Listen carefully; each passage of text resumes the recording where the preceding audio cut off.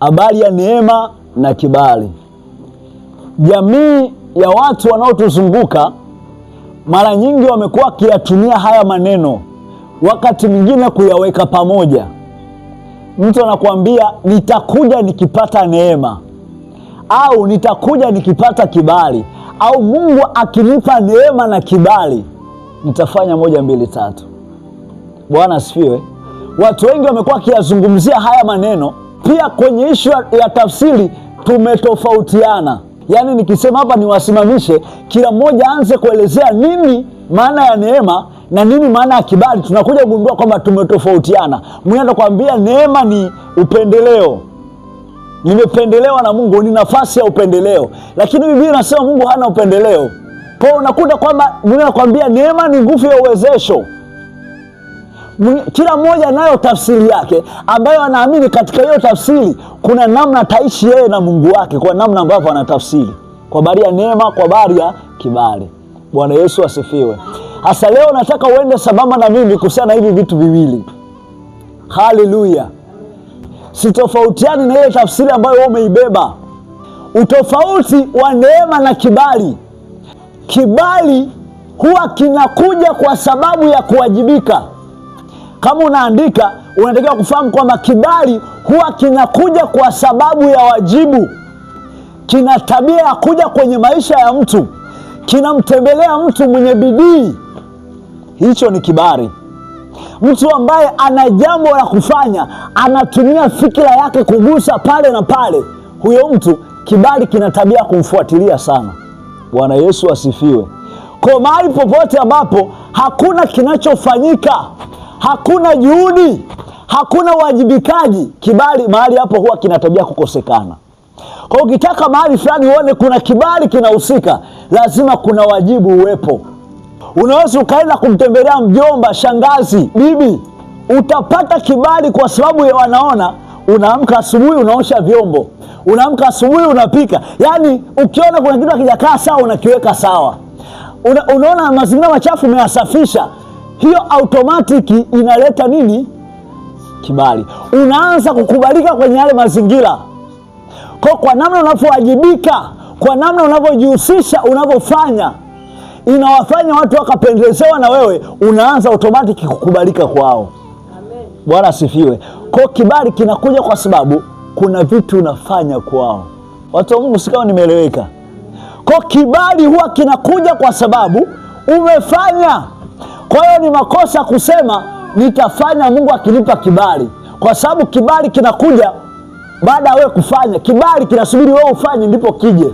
Kwa hiyo narudia tena hivi, ni makosa kusema nitakuja nikipata nini, nitaiba nikipata, nitafanya nikipata kibali, nitaingia kwenye ombi ya kufunga. Nikipata kibali nitaimba. Biblia inasema muwe tayari wakati ufaao na usio. Kibali kinakuja kwenye wakati unaofaa na usiofaa. Kinahitaji mtu ambaye tayari na mazingira ya nini? Ya utayari. Mwanzo sura ya 4 mstari wa 6 na wa 7. Biblia inasema huyu Habili akachukua wanyama wake wa kwanza walionona, akatengeneza madhabahu akawaweka.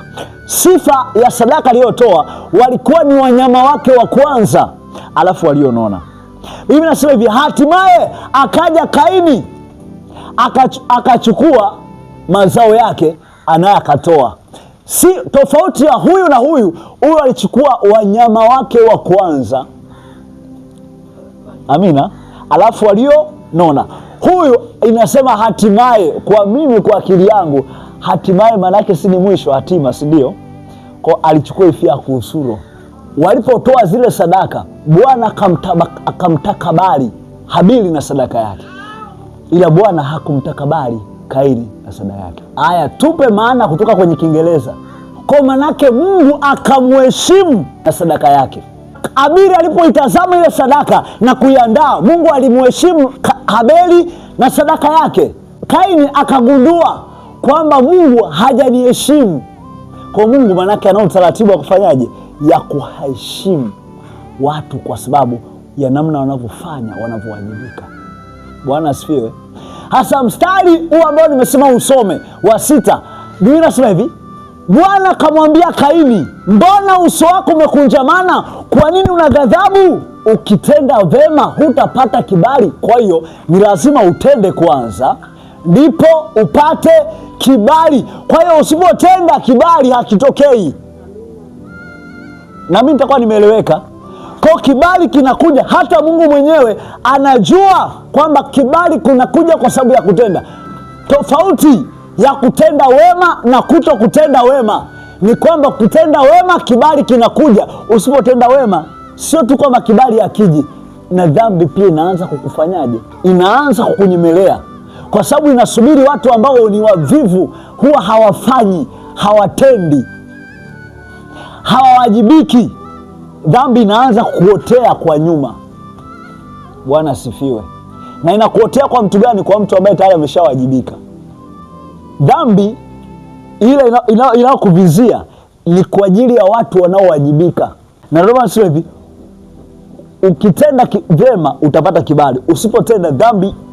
Na ile dhambi iliyoingia ndani yake ndio iliyomsababisha awe na ghadhabu, na ikasababisha amshambulie mtu aliyepata kibali, ambaye amewajibika. Yani kaiwajibisha akili yake, na imemletea matokeo chanya. Kwa kibali kinakuja kwa sababu ya kuwajibika. Iwe ni kanisani, iwe ni nyumbani, iwe ni kwenye familia, iwe ni kwenye jamii, kwenye maeneo ya sherehe. Kibali huwa kinakuja kwa sababu mtu anawajibika. Bwana asifiwe. Unasikia yani yule kaka nisipomuona, kwa nini? Ni kwa sababu ya namna anapowajibika akiwa wapi? Pale kanisani. Tuje kwenye neema. Neema, Biblia inasema hivi, kwa mujibu wa neema tumeipata bure. Ilitukuta tukiwa hatufahamu chochote, hatuelewi kwamba tumekosea. Yaani unakosea na unajua kama umekosea. Yaani unajua kuna mtu ambaye unakutana naye, unajua kabisa huwa anahitaji msaada, ila yeye hajui kama anahitaji msaada. Hata ukimwelewesha yamkini asielewe pia kama anahitaji msaada. Yawezekana hata unapomfanyia asielewe kwa wakati huo, yamkini akaja kuelewa mbele ya safari. Hivyo ndivyo neema ilivyo. Tulikuwa hatujui kwamba tumepotea, neema ikaja kutuonyesha kwamba tumepotea. Ukisoma kile kitabu cha Tito utaona Biblia inasema hivi, maana neema ya Mungu iwaokoaye wanadamu imefunuliwa, nayo yatufundisha kukataa ubaya. Kwa hiyo kazi ya neema inaanza kukufundisha, inakuonyesha kitu ambacho ulikuwa hujui.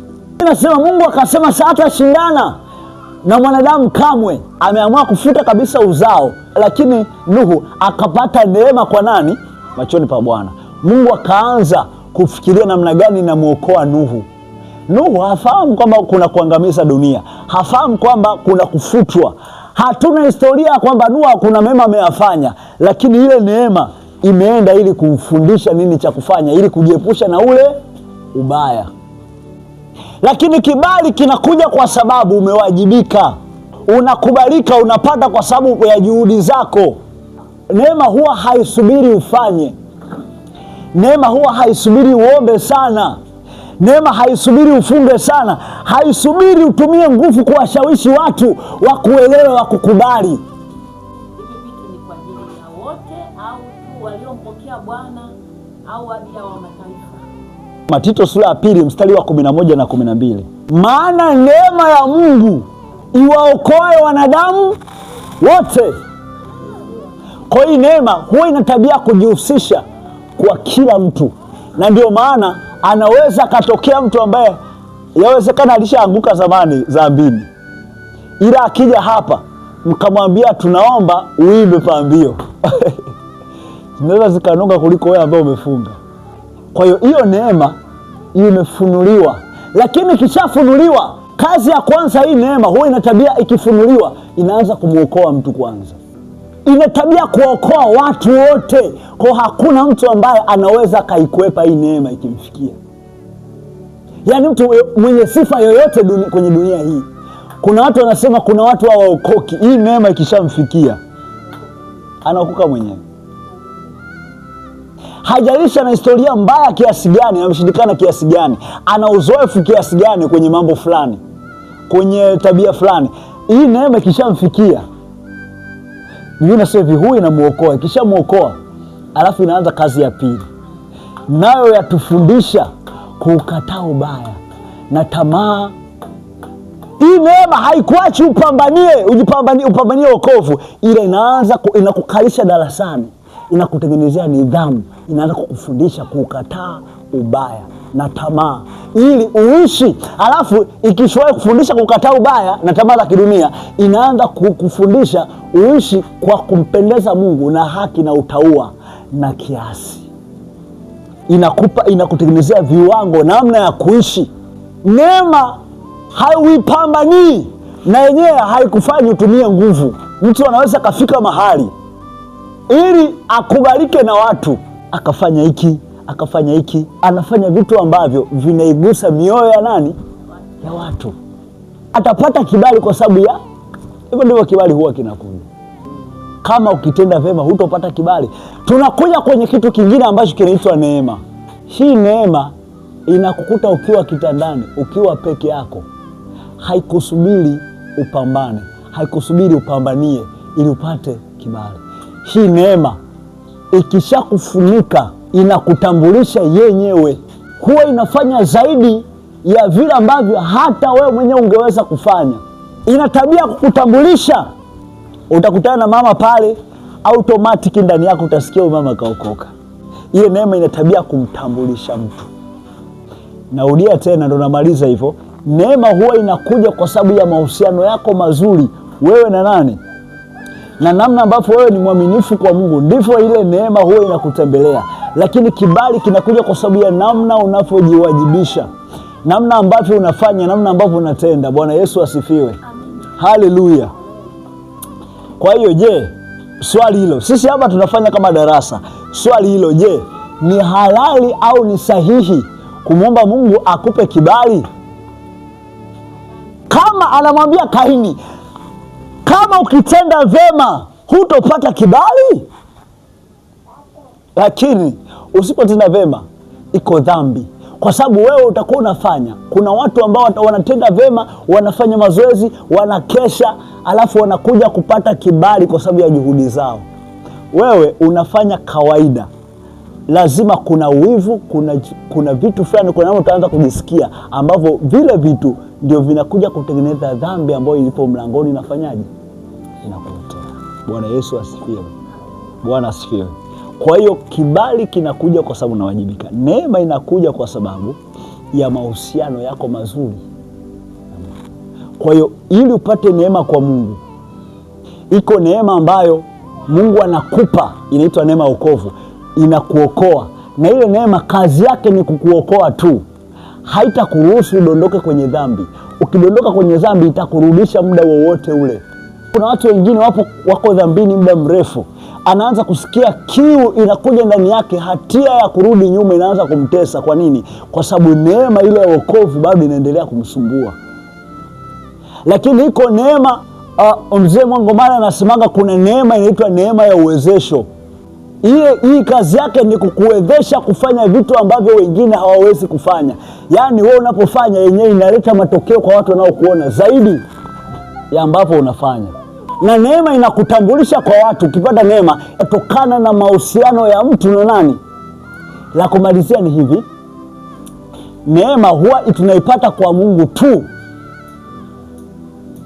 Kibali unaweza ukakipata hata kwa waganga wa kienyeji. Yaani mtu anaenda kwa waganga wa kienyeji ili akubalike na mume wake. Nitakuwa nimeeleweka vizuri. Kwa neema huwa inakuja tu automatic ukiwa ni mtu mwenye mahusiano mazuri na Mungu. Uwe mwaminifu kwa Mungu, uwe na mahusiano mazuri na Mungu. Ile neema automatic inaanza kukutambulisha, inaanza yenyewe kukufundisha kukataa ubaya. Japo kuwa kukataa ubaya sio jambo jepesi.